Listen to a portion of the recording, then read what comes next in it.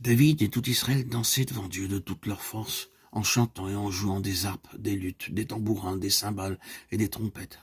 Lorsqu'ils furent arrivés à l'ère de Kidon, Uza étendit la main pour saisir l'arche, parce que les bœufs la faisaient pencher.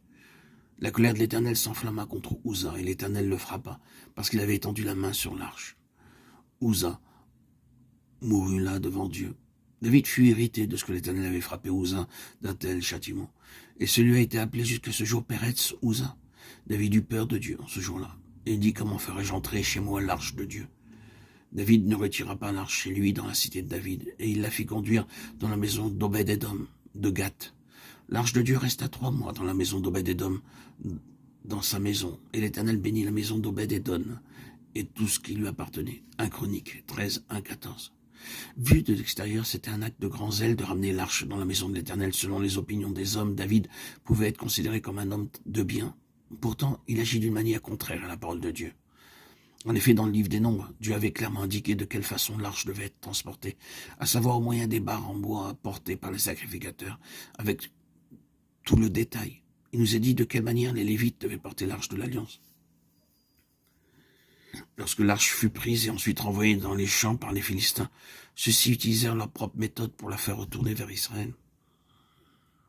Dans le passage de 1 Samuel 6, 1, 16, il nous est montré comment l'arche de l'Alliance fut renvoyée par les Philistins vers le pays des Juifs. Ils le firent parce que la colère de Dieu s'était abattue sur eux, et ces génisses ramenèrent à elles seules l'arche au pays d'Israël. Plus tard, nous constatons malheureusement que David adopta la méthode des Philistins pour amener l'arche à Jérusalem. L'arche est un type, est une image du Seigneur Jésus.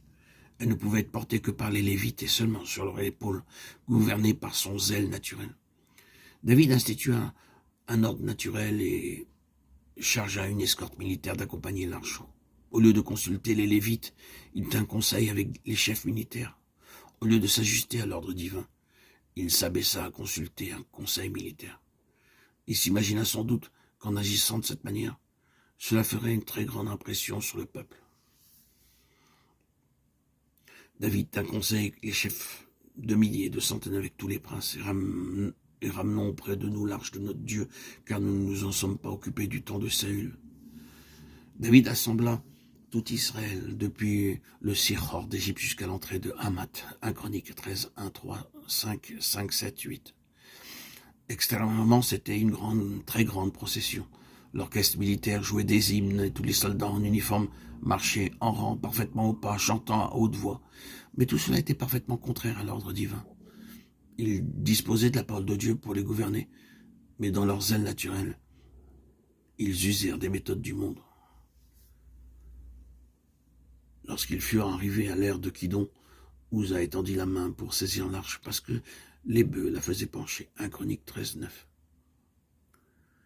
Selon la parole de Dieu, personne n'avait le droit de porter la main sur l'arche de l'Alliance. Lorsque les bœufs trébuchèrent en tirant le char, l'arche se mit à vaciller. La colère de Dieu tomba sur Uza, qui avait mis la main sur l'arche. Il mourut à cet endroit même. Cet incident se produisit à l'ère de Kidon, et Dieu enseigna là à David une leçon très importante. Nous ne pouvons pas introduire la sagesse naturelle dans la maison de Dieu. C'est justement pour cette raison que l'on trouve tant de stérilité, tant de sécheresse dans le peuple de Dieu, dans la maison de Dieu.